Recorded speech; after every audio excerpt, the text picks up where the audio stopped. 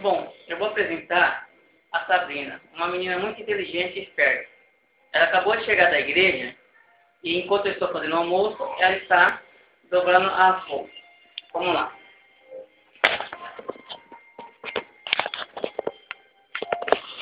Essa aqui é a Sabrina.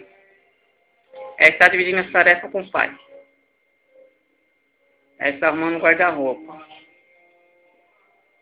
Mas na verdade não é o guarda-roupa que ela está arrumando, é só a roupa do pai. Vocês podem observar que não tem nenhuma roupa dela aqui. Bom dia, Sabrina. Sabrina,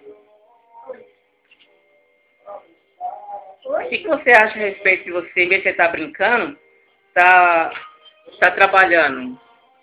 Eu gosto de trabalhar. Quanto mais eu faço tempo, a gente for mais bonita que eu tenho. E assim, ó, eu vou fazer. Os pais e as mães, eles estão virando mocinho. Já estão crescendo. Lala, sai. Quem é a Lala? É a minha cachorrinha. Ó, Lala, não vai. Tá, me importei, eu tô ficando tudo.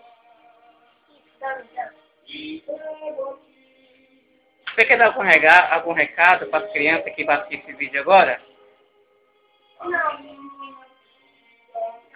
Não. Você foi para a igreja hoje? Fui, ó. E aí, como é que foi lá? Foi muito legal. A gente fez uma aula e no dia do criança, Ah, é? Legal.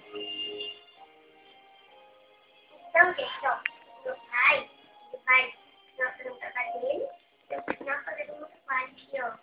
Eu vou pensar, porque daqui já quer sair pra rua.